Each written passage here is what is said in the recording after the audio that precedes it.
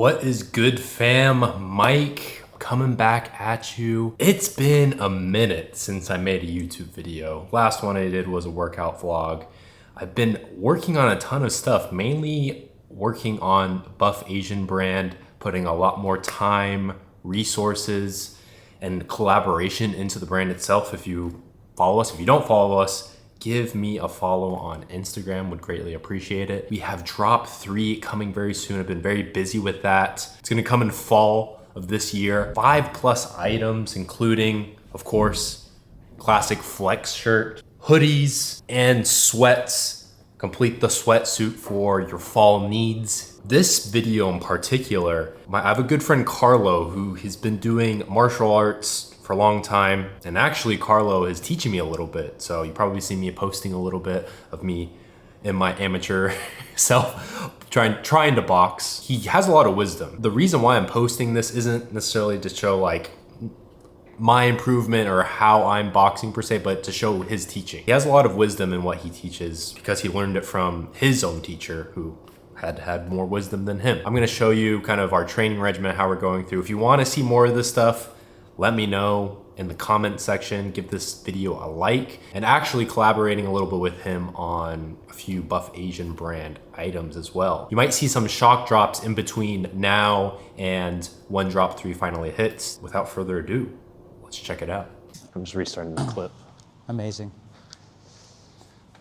All right, bro. It's been what, like a week or so since we last started doing something like this? It's only 2 weeks. 2 weeks, Hands are healed. Hands are healed? Yeah, maybe I need to like wrap them, honestly. Obviously, I don't need to wrap I them actually now. prefer never to train with gloves. And the reason for that is it teaches you more how to correct for your own risks, right? And you have to get to that level eventually where your wrists are strong and you're not reliant on wraps. Yeah.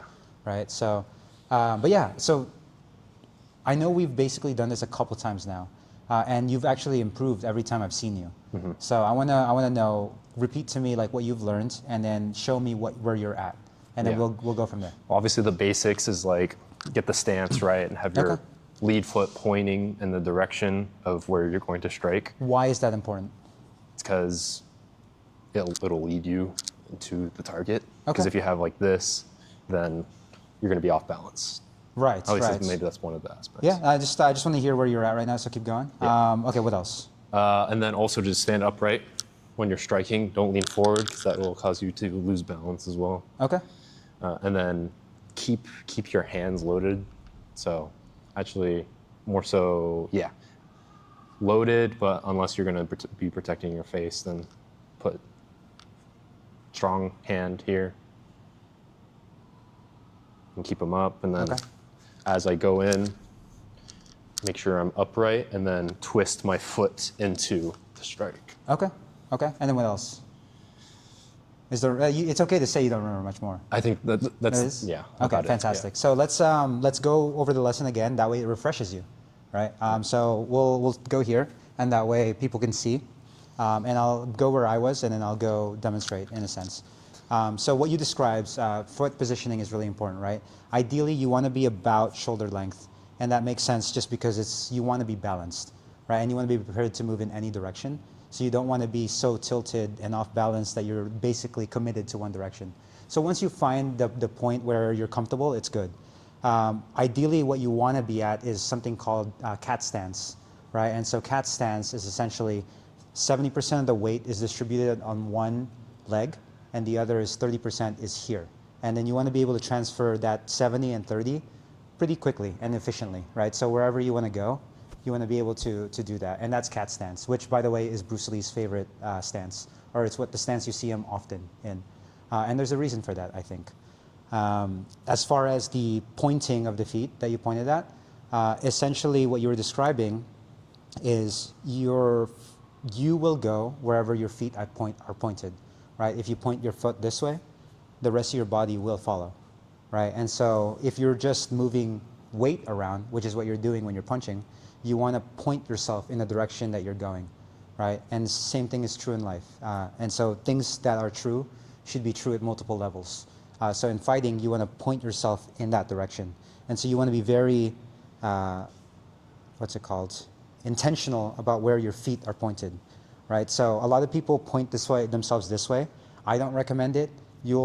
Once you really get into body mechanics and body alignment and how your bones are structured and all your muscles are structured, you'll recognize the fact that you actually are just wasting a lot of energy because you're just not aligned, right? And so you want to align yourself to your target. And even with your back leg, as you throw, it's the same idea, right? You just point your feet in that direction. Your knee also points in that direction, right? So you throw, and then everything is aligned. And this creates a triangle. And triangles form the most stable plane. Right? And so you want to be able to move with that knowledge in mind and then be able to do that consistently over time. So let's see what you can do. One thing I want to really pay attention to, your thumbs have this habit of being up, like you're giving them an okay sign. Don't want to you will break your thumb, 100%. Yeah. So let me see how you're holding your hand right now. I just want to make sure that everything is good. Okay. Yeah, that should be fine. And then, yeah, you're good.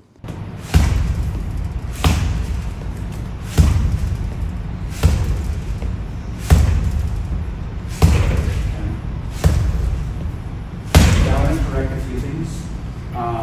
And a lot of it is just for you to be able to be here, right? And you don't want to be too tense. Yeah, too tense, right? So the reason for that is primarily just to allow your muscles to breathe and be able to transfer energy. That's much better. So you're letting go a little bit more right now. So for this, you actually want to relax your hands a little bit. And then, yeah, there we go. Do you just feel like that release? Yeah, so you don't want to be always clenched. You want blood to flow and you want energy to travel between your hands. And you really want to get to the level where, hopefully this is visible from each angle, but what you really want to do is you don't want to tense this up until the last moment of impact. Okay. Yeah, and that's when it's kind of like a whip, right? So I want you to time your hit with your turn. So meaning that the moment that this leg hits this position, you should be already touching that bag. And by the way, the faster you can move this, right, the faster you should be able to hit, right? Nice. I felt that. That was good. Now do it with an exhale, a breath. So you want to align not just your body, but also your breath.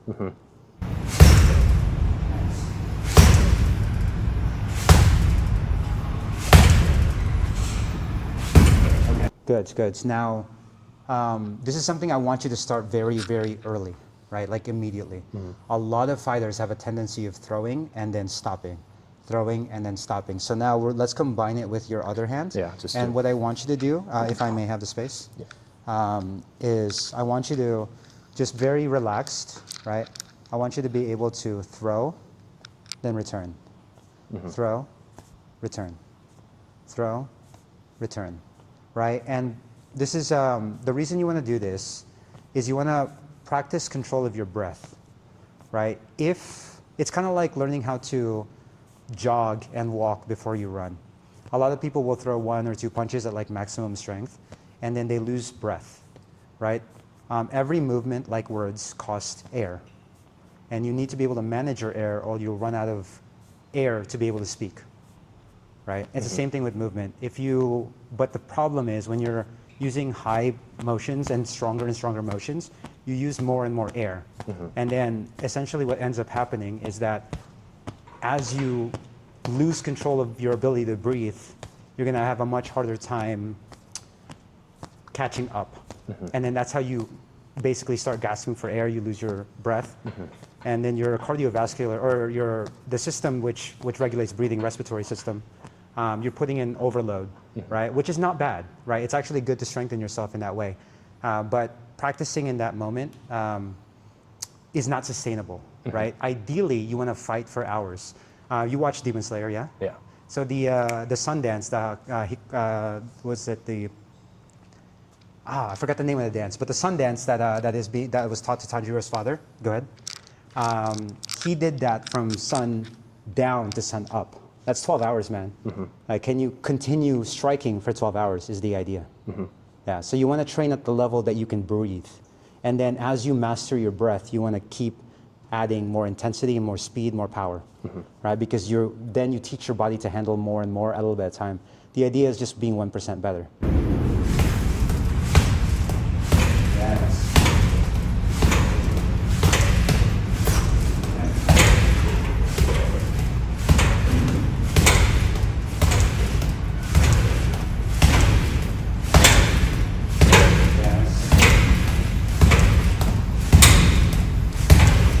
equally important as the send is the return, right? So when you come back, there's a couple of things you can think about this that should be helpful to you, right? If you throw essentially with your fist this way, you're priming your return to be in that same line of motion. So I'll demonstrate.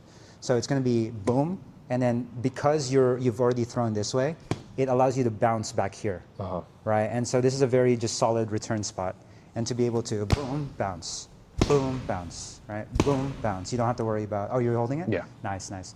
Yeah. So boom, bounce, right? And you want to get back to a position where you're lock and loaded. Right, imagine you're firing a rifle, right? Or imagine if you're resetting a spear so that you're ready for the next thrust.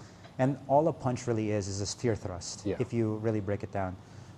Now, you can also do the same idea, right, with essentially a horizontal, I guess, punch, where you're like this. But because your elbow is now here, You have it's to actually do another motion. Well, the return is different, right? So the return is actually here. Do you see? Because it's already angled that way. Yeah. So now this gets into other movements. I like personally, my favorite is just return with and then you're back. You're already loaded in that way. Yeah, you do that. So you throw, boom, boom, come back, right? Yeah. So that's my personal way to do it because it makes sense from a body mechanics standpoint. Yeah, you do like this instead of do this. Yes, yeah. So there's other methods to doing it. Essentially with this, you could just send out your other hand, and then that forces the return through your shoulders. Because of the way your shoulders are connected, by throwing out your other hand, it actually forces this other shoulder back. So now you can just load through here. And this returns this way, right?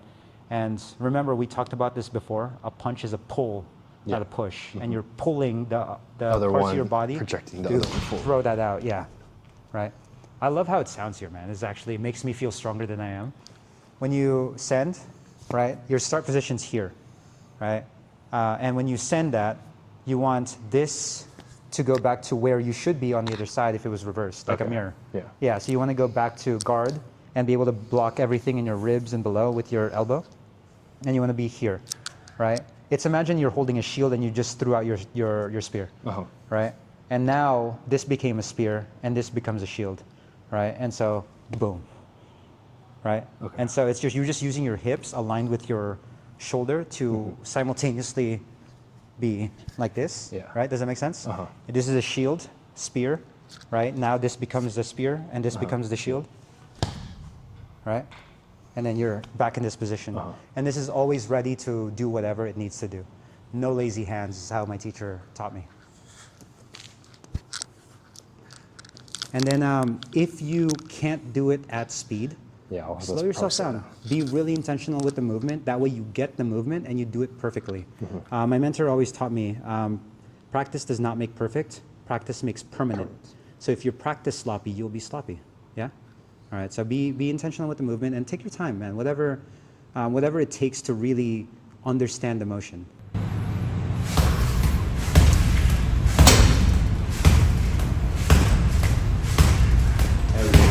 So you have a tendency of dropping your left hand. So remember, return back to where you're, yes. Now, on this hand, I want this to be close to the ass, okay? Right? You don't want like a, okay. So this is where the importance of triangles really steps in, right? So the reason it was important for me to illustrate to you that you go in the direction that you point, right? That is where your opponent is also very strong. Right, so if a spear is coming at you in this direction and everything is aligned in that angle, it's going to be a very powerful spear, very difficult to guard. Do you remember that scene in Troy where Achilles' form was so perfect that even though he was striking a shield, the transfer of broke the shield. Yeah, the transfer of the impact not broke the shield; it actually deadened his arm. Right, so he disarmed his opponent just by striking the shield with such precision that he had to take the brunt of that force. And there was no deflection, there was no angling off that force. He fully took it in. And so then Hector could not use that arm anymore. At least he was stunned, right? So that's what happens when you take on a direct blow. A lot of boxers will spend a lot of time in front of their opponent, right? What you want to do is to deflect the attack even just 1%, right? You notice the effect on that on airplanes over miles. The deviation is strong. And so when you send force out, even 1% angle off, you lose power, right? So then the best thing to do is not to take on the thing head on. It's simply to move aside. Boxing, they teach you to weave, right? I don't like the up and down motion because you're wasting energy down and you're wasting energy more up. gliding. Yes, yeah. You will actually, ideally, you want to stay level. If you do go in a lower stance, it's great, but you shouldn't be going up and down. I think you should go down and then move across, but like be in the same level, right? So you maintain that position, and then you go up when you need to, but you shouldn't be just going up and down. You actually waste a lot of energy that way, and when you could punch for hours, you can punch for minutes because you waste so much efficiency that way.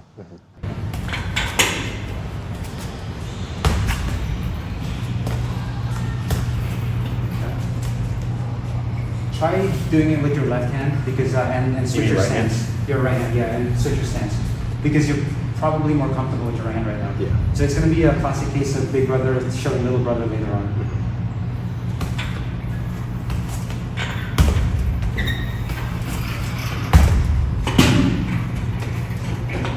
Yeah, it's just going to be learning the timing.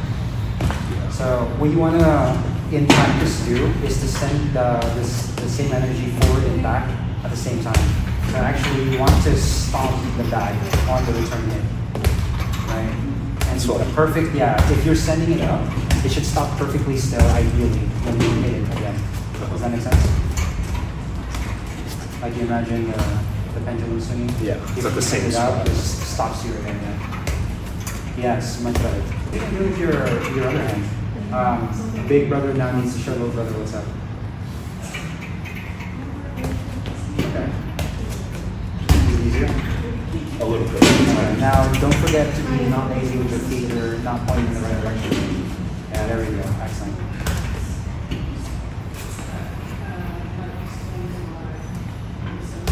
And then the bases there. Good.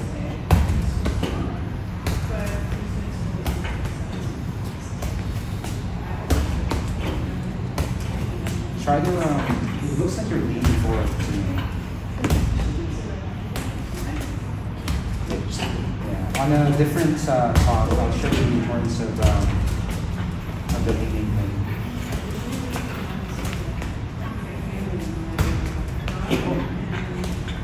But I think that's enough for now. I want you to be able to remember this exercise so that we can teach you in the future how to flow with movement.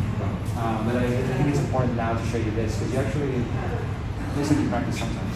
Yeah, I've been practicing the whole like weight thing, just going back I and forget the forth. count. Yeah, that's bad habit, yeah. Okay. But that's good. Oh, you've been practicing parade? Yeah. Ah, that's cool.